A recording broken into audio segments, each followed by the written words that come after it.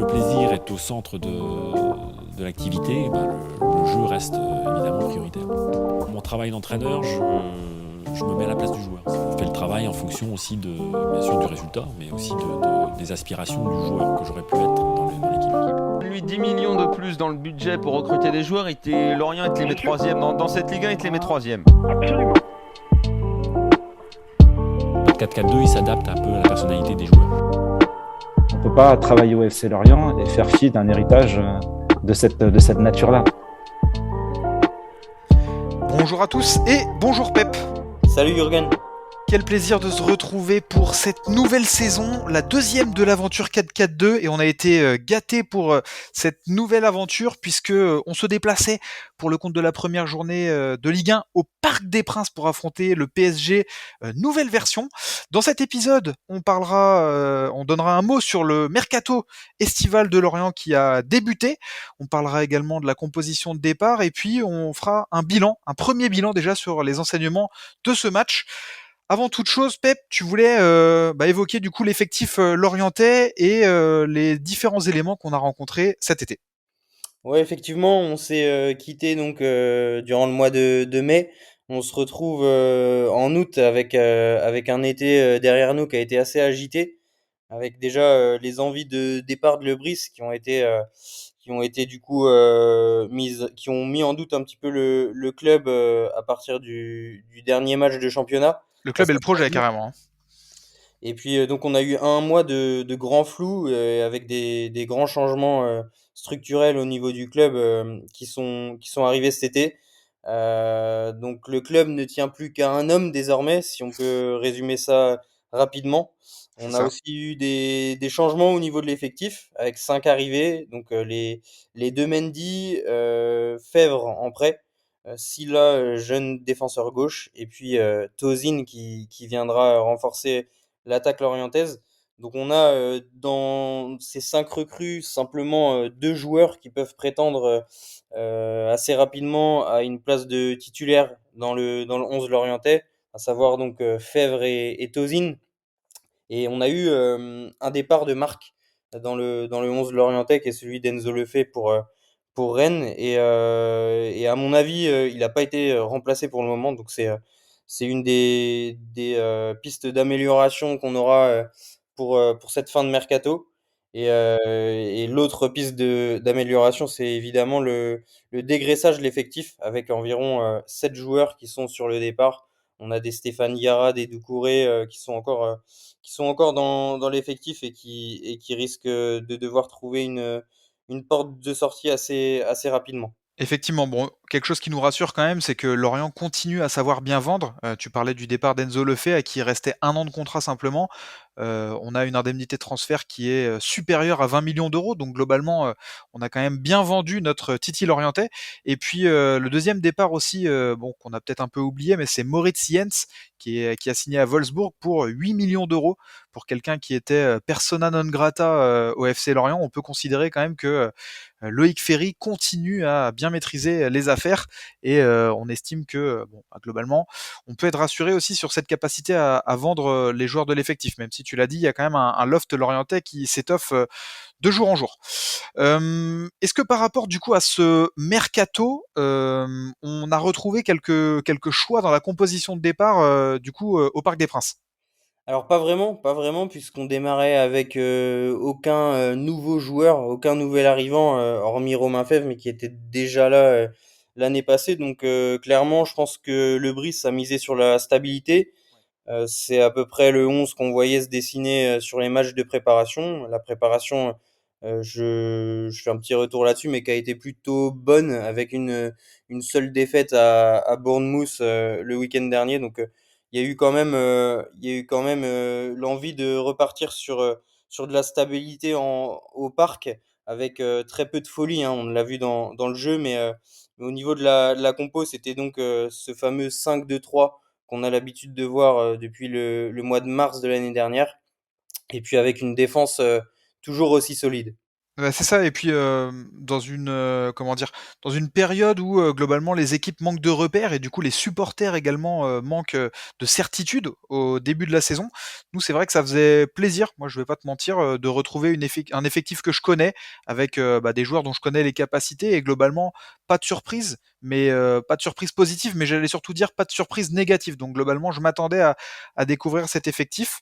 On n'a pas été déçus, à contrario, le PSG bah, amenait un effectif pardon, complètement renouvelé avec une nouvelle manière de faire aussi, une nouvelle tactique, un nouveau tacticien. Qu'est-ce que tu as pensé en deux mots bah, du projet de jeu parisien sur ce match? Bah, c'était un petit peu, ce match la nouveauté, face à la stabilité. Je pense que, Paris était vraiment, avec une équipe nouvelle, Hmm. un nouveau coach et notamment, ses stars, qui étaient écartées. Donc là, on avait peut-être moyen de les prendre sur ce match-là. En tout cas, à Paris, c'était 6 nouveaux, hein, qui étaient, alignés, et puis on l'a bien vu, sur ce match-là. Les forces, ça a été donc, la possession. Ils ont été très peu mis en danger. Et puis par contre, la grosse faiblesse et qu'on connaît des équipes de Luis Enrique, c'est les attaques stéréotypées. Ouais. Ce tiki-taka qui est certes peu mis en danger, mais au final, face à des défenses bien en place, c'est assez compliqué quand même de se montrer dangereux. On a retrouvé justement les bonnes analyses tactiques de Régis Lebris qui savait, à mon avis, complètement comment manœuvrer cet effectif parisien. Il l'a dit d'ailleurs en fin de match, hein, que globalement, il s'attendait à avoir un tiki-taka, comme tu le disais, avec des récupérations de balles très très hautes du collectif parisien. On l'a vu aussi. Donc ça n'a pas du tout permis à notre effectif là de faire des belles sorties de balles justement. On a été peut-être un petit peu surpris par le manque de technique aussi côté Lorientais pour faire des belles sorties de balles. Bon, on y reviendra par la suite, mais globalement, en tout cas, on sentait que le groupe avait un plan. On sentait on était venu là pour faire match nul et que avec un grand coup de chance, on pouvait faire mieux, mais globalement, on sentait que le plan de jeu, c'était quand même de chercher le match nul. Exactement, je pense qu'on avait une défense qui était extrêmement bien en place et c'est ce qu'on retrouve, par rapport à l'année dernière. On a vraiment une force dans l'équipe, c'est cette défense. Côté Paris, c'était assez calme, même si on a eu des occasions, quelques occasions franches. Je pense qu'un détonateur comme Kang In Lee aurait pu nous faire, craquer par moment. Ouais. Je l'ai trouvé assez bon, assez remuant. C'est un joueur qu'on connaît pas du tout, en France, mais qui est arrivé, qui a fait plutôt un bon match. Donc je pense on a été assez bien en place. On s'est pas suffisamment montré incisif sur nos attaques, et puis on a été très peu créatif. Je pense que c'est le grand constat qu'on peut se faire, c'est qu'on a un manque de créativité au milieu qui est criant, des pistons qui montent pas assez, qui sont beaucoup trop discrets. Ouais. Et puis ouais, pour moi, la piste d'amélioration, c'est ce milieu Makengo à Bergel qui pose vraiment question. Ouais, alors bah, tu l'as dit déjà pour revenir sur la charnière défensive, donc Kaloulou à droite, Meïté, Laporte, Talbi, et puis Le Goff à gauche. Ce qui est intéressant quand on regarde cette composition de départ, c'est qu'effectivement on a les 5 titulaires habituels, mais on pourrait rajouter des joueurs comme Yongwa, comme peut-être Benjamin Mendy qui va arriver, Fonrose Mendy également qui devrait pourquoi pas pouvoir participer à quelques matchs. Donc globalement, on a un effectif qui est qualitatif derrière et puis qui est en plus assez étoffé. On a retrouvé aussi Yvon Mvogo qui bah, a cette capacité de rassurer la défense hein, globalement sur tu l'as dit, les faibles tentatives parisiennes. Il a été là à chaque fois. Il a notamment sorti un gros face-à-face. Je crois que c'est face à Fabien Ruiz en deuxième mi-temps. Donc voilà, il a été là. Derrière, on a été rassuré. On le savait. Par contre, côté milieu de terrain, moi, ce qui m'a déçu, c'est bah voilà le manque de collectif et surtout le manque de technique au milieu de terrain qui a fait que bah, à chaque sortie de Ouais. balle, en fait, on avait du mal à sortir la balle. Ouais, exactement. Makengo à Bergel, c'est des joueurs qui se ressemblent beaucoup. Je sais pas si tu fais le même constat que moi, mais j'ai plutôt aimé l'entrée de Ponceau. Et je trouvais que ce profil, on en parlait d'ailleurs beaucoup l'année dernière, on espérait que Ponceau remplacerait numériquement Enzo Lefebvre à son départ. finalement, c'est pas le cas. On sent que Ponceau pourrait même être sur le départ là jusqu'à la fin du mercato. Donc c'est un peu surprenant que Makengo et Abergel soient alignés. Est-ce que ça va perdurer? Est-ce qu'on va être satisfait de ce milieu à un moment donné? Pour l'instant, Makengo, depuis son arrivée, c'est franchement une grosse déception. On en parle peu parce que il n'y a pas énormément d'impact sur le niveau offensif et défensif de l'équipe, mais on est un peu plus sévère avec un joueur comme Dieng, par exemple, qui est arrivé au même moment. Je pense que Makengo est autant une déception que Dieng pour le moment. En tout cas, je pense que ce poste-là, il mérite vraiment une remise en concurrence. Et j'en viens même peut-être à parler du système. Est-ce que ce système, ce 5-2-3, est vraiment fait pour perdurer, pour exister sur le long terme? Moi, quand je vois nos matchs depuis, alors il y a eu quelques bons matchs en fin de saison dernière, mais dans la globalité, je suis quand même un peu nostalgique du 4-2-3-1 de Le Briss, qui était utilisé lors de la première partie de saison de l'année dernière. Je Ouais. pense qu'il y avait un peu plus d'animation offensive, et j'ai toujours des doutes sur l'animation d'un 5-2-3 côté Lorient. Bah, surtout que là, aujourd'hui, ça s'est clairement transformé en 5-4-1 avec, Dieng qui était seul en pointe. Alors tu disais qu'effectivement Dieng était, souvent critiqué. Aujourd'hui, je regardais un peu les commentaires, je trouve que les gens sont durs avec Bamba Dieng. Alors, c'est désolé de le défendre pour une fois, mais, je vois pas ce qu'il pouvait faire, aujourd'hui, seul face à, 3 défenseurs centraux quasiment côté parisien. Il a couru beaucoup dans le vide, il a fait énormément d'efforts défensifs et il a jamais été accompagné sur les offensives lorientaises. On a mis une demi-heure à passer la ligne médiane. Je pense qu'il faut aussi savoir parfois canaliser un peu son énergie et ses critiques sur Bamba Dieng. Quand il loupe des face-à-face et qu'il fait des matchs transparents, on peut le critiquer. Bon là aujourd'hui sur un premier match comme ça, c'était clairement pas l'occasion. Tu parlais du système de jeu, justement, moi ça me fait penser à quelque chose. Je suis en train de me demander si au final Lorient n'est pas retombé tout simplement dans son comment dire, là où il devrait être en fait tout simplement, et c'est-à-dire à jouer le maintien. On a eu un début de saison l'année dernière qui nous a fait rêver. On s'est mis à rêver d'Europe, ce qui était globalement rarement arrivé à nos supporters. Aujourd'hui, quand je regarde la prestation de l'équipe, qui est, on y reviendra, plutôt bonne, mais surtout les intentions de jeu, je suis en train de me demander si en fait on va pas être cantonné à jouer le maintien encore cette saison, une fois de plus. Je suis pas sûr, faut quand même retenir qu'on est allé chercher un point au Parc. Ça restait le premier match de la saison pour les Parisiens. Il y avait l'envie de bien faire, l'envie de gagner. On a réussi, voilà, on va pas se mentir, hein, on a posé le bus, mais on ramène quand même un point, un 0-0, c'est pas négligeable. Et puis sur les ambitions lorientaises, au contraire, je pense qu'on a un mercato voilà, qui est plus ambitieux qu'auparavant. Alors, on met plus d'argent, ça réussit, pas forcément mieux, mais en tout cas, tous nos postes sont doublés. Il Mmh. nous reste, comme je te le dis, à dégraisser, je pense, un peu l'effectif, et pourquoi pas à ramener ce joueur qui nous manque au milieu de terrain un peu offensif, créatif. Et je pense que les choses peuvent se modéliser assez vite en changeant, par exemple, d'animation et de système. On l'avait vu au cours de la saison dernière, hein, Le Brice est capable de s'adapter, donc c'est ce qu'on attendra de lui sur les prochains matchs. Ouais, tu dis que tous les postes sont doublés, peut-être, mais les postes sont doublés par des joueurs qui n'ont pas du tout de vocation à aller chatouiller les titulaires. Ouais, Si tu regardes depuis le mois de janvier dernier, on a perdu Mofi, on a perdu Ouattara, on a perdu Enzo Lefebvre du coup cet été. Au final, le seul qui a été remplacé, on va dire, avec un joueur avec autant de qualité, c'est Ouattara qui a été remplacé par Fèvre. Déjà, c'est pas le même registre, mais en plus de ça, le grand buteur qu'on avait avec Mofi, il n'a pas été remplacé, et pour l'instant, le grand milieu de terrain qu'on avait avec Enzo Lefebvre, il n'a pas été remplacé non plus. Donc j'ai peur que on soit en train de faire des mercatos qui soient qualitativement un peu moins impressionnants. En plus, tu dis qu'on investit beaucoup, mais on investit via Bournemouth, donc moi, ça me déçoit encore plus, j'avoue.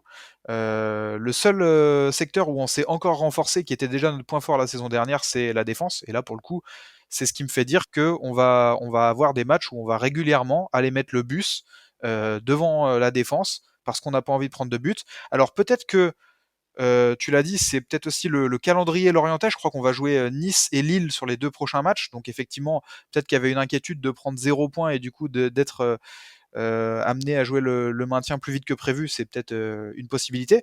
Mais moi, je pense que contre le PSG, si tu vas pas les chercher au mois d'août, bah globalement, tu peux jamais aller les chercher.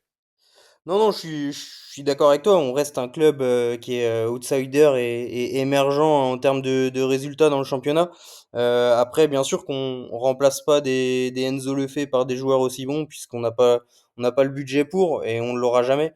Mm. Par contre, ce qui me rassure, c'est quand je vois dans cet effectif un Vincent Le Goff qui sort à la 59e et qui est remplacé par un Yongwa, à la 79e, pardon, 79e, et ouais. qui est remplacé par Yongwa, qui est encore meilleur que lui. Et Ouais, ça, tu vois, c'est des pistes que je trouve assez concluantes et assez ambitieuses pour le futur. Je vois aussi Ponceau qui rentre, qui est ouais, assez bon. ouais. On a des petits Pagis sur le banc qui sont pas rentrés, Silla également. Donc je pense qu'il y a quand même un peu de jeunesse, un peu de fougue dans cet effectif qui pourra nous apporter un peu de qualité dans la saison. Maintenant, bien sûr qu'il faudra, par contre, je pense, rebattre les cartes à certains niveaux. Comme je te disais, je pense que Le Goff, sur ce match-là, peut-être qu'il a été mis par défaut par Régis Ouais. Lebris, pour obtenir un peu plus de stabilité dans cette défense et plus d'expérience. Mais est-ce que tenter le petit coup de poker, mettre Yongwa à gauche, ça aurait pas pu être un petit peu plus Ambitieux. concluant, Mm. avec un joueur qui prend un peu plus de risques, qui s'expose davantage et qui aurait pu saisir quelques brèches dans la défense parisienne. C'est une des pistes qu'on aura pour les prochains matchs à Lille et Nice. Bon, tu l'as dit, ce qui est rassurant, en tout cas, c'est que les jeunes à fort potentiel auront du temps de jeu cette saison. Je pense à Carry, je pense à Ponceau, je pense à d'autres, hein, mais tu l'as dit, il y aura du temps de jeu pour tout le monde et c'est ce qui est quand même très intéressant dans cet effectif. Avant de faire les tops et les flops, je voulais quand même te parler d'un fait de match qui a beaucoup fait parler également. On sort de ces 90 minutes avec un point. Il y aurait quasiment pu avoir 3 points avec peut-être un penalty sur Romain Fèvre. Je sais pas ce que t'en penses. Non, non, moi je vois pas de penalty vraiment sur cette histoire. Enfin, pas sur cette action, pardon. Je vois pas de penalty évident en tout cas. Voilà, c'est un fait de match et je suis pas sûr qu'il faille crier au scandale Je sur cette suis, action. je suis complètement d'accord avec toi, Pep. Ça me fait plaisir de te l'entendre dire, vu qu'on n'en avait pas parlé auparavant. Et je vais même te dire quelque chose. Je suis content qu'on n'ait pas pris 3 points sur ce match-là. Pourquoi? Parce que je pense très sincèrement qu'en prenant 3 points aujourd'hui, on se retrouvait sur toutes les grosses oppositions, toutes les grosses journées de Ligue 1, avec un bus devant en espérant prendre les 3 points comme on l'aurait pris là.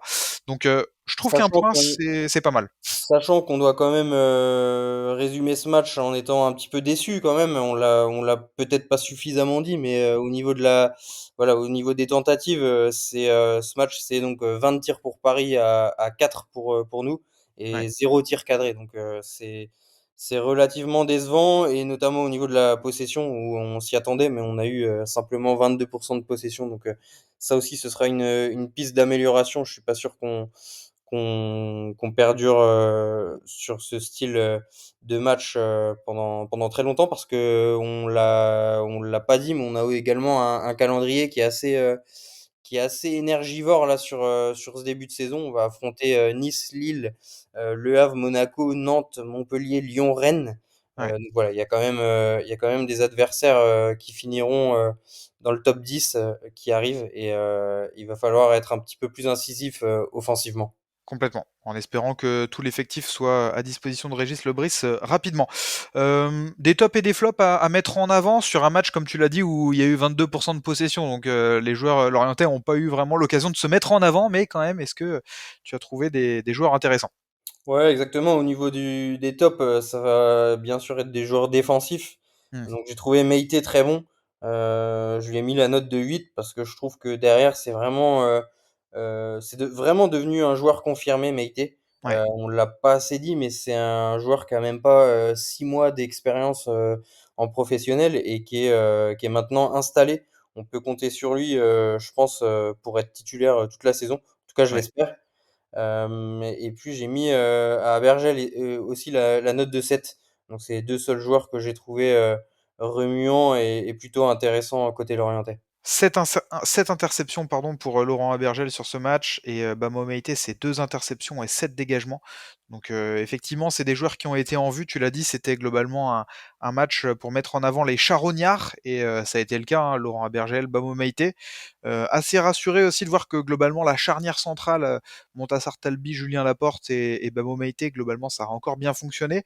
Bon, on n'avait pas vraiment de doute, mais Laporte revient quand même d'une saison quasi blanche, encore une fois. Devant, il y a peut-être eu des joueurs qui ont été intéressants. Des joueurs décevants, il y en a eu. Des joueurs intéressants, j'en ai pas vu beaucoup devant. Voilà, j'ai notamment été déçu de par Dieng, évidemment, qui a eu la note de 3 chez moi. Ok. Théo Lebris également, que j'ai trouvé beaucoup trop discret. Ouais. J'étais un peu déçu aussi de pas le voir sortir, de pas voir rentrer Pagis, qui est un joueur à peu près similaire au niveau du profil. Et puis c'est Makengo, le troisième flop, troisième et dernier flop, qui a également la note de 3. D'accord, ok. Bah, globalement, je te rejoins aussi. Alors, offensivement, moi, j'ai trouvé quand même quelque chose qui m'a rassuré, c'est je trouve que Romain Fèvre est devenu vraiment un leader. On se souvient de ses débuts qui étaient compliqués au FC Lorient, mais globalement, il continue quand même son ascension là, et j'ai trouvé que ça avait vraiment Leader été parfois esselé, hein. bah, leader offensif, ouais, seul, mais techniquement, il a une technique qui est sûre. C'est le seul qui est capable de faire des belles sorties de balles et de se montrer légèrement dangereux. En tout cas, on sentait des prémices d'occasion qui pouvaient arriver grâce à lui. Donc bon, ça m'a rassuré. Pour les flops, je te rejoins. Bamba Dieng n'a pas été bon, mais comme je le disais, est-ce qu'on peut lui en vouloir quand tu joues 58 minutes seul devant, en pointe, à aller faire les efforts et quand l'adversaire a 80% de possession quasiment? Bon, je sais pas. J'ai été déçu aussi, bah, tu l'as dit, de Théo Lebris, de Makengo. Euh, voilà. Et en fait, globalement, du côté gauche l'orientais, je pense que Vincent Le Goff aurait pu être plus incisif aussi. Tu parlais du bon match du Sud-Coréen parisien. Bah, c'est peut-être aussi avec malheureusement le donc Lee Kang-in pardon hein, pour son nom et bah, c'est peut-être parce que Le Goff n'a pas suffisamment su le cadrer. Bon, globalement, on peut être quand même encouragé par cette première prestation qui nous a montré de la solidité. Maintenant, on attend la suite pour vibrer un petit peu plus, globalement. Ouais, sachant qu'on a un mercato qui est pas fini. Attention, on va perdre Ibrahima Koné qui est en partance là pour Almeria, c'est fait. D'accord? Autrement, devant, on a quand même Ayegun Tozin qui va arriver, qui va nous faire beaucoup de bien, je pense, et puis pouvoir notamment concurrencer Bamba Dieng. Il nous manquera peut-être cet attaquant de taille qu'on avait physique avec Ibrahima Koné, qui nous a quand même rendu des bons et loyaux services pendant 2 saisons et demie, il me semble. Donc voilà, il y a encore quelques pistes d'amélioration et il y a évidemment pas mal de départs, je pense, qui vont se faire dans les prochains jours, prochaines semaines. Tu veux une stat qui, à mon avis, va résumer la difficulté que Lorient va retrouver cette saison offensivement? C'est Ayegun Tozin, c'est le seul qui a marqué 12 buts dans sa carrière, donc 12 buts en championnat. Alors c'est sur des championnats suisses, hein, donc c'est pas non plus incroyable, mais il n'y a pas un seul joueur de l'effectif lorientais qui a marqué plus de 10 buts sinon en championnat, que ce soit Ligue 1, Ligue 2. Donc ça montre quand même qu'on n'a pas beaucoup de références offensives. Et du coup, le collectif a intérêt à bien fonctionner, parce que sinon, on sera pas poussé, à mon sens, par les individualités offensivement, en tout cas. Ouais, mais pour le coup, pour m'être renseigné un petit peu sur le profil de d'Ayegun Tozin, c'est un joueur qui est assez bon en contre, Hmm. qui sait prendre les espaces et je pense qu'il sera un petit peu plus actif que Bamba Dieng dans des matchs comme ça où on est censé exploiter les espaces les maigres espaces qu'on peut avoir dans ce match.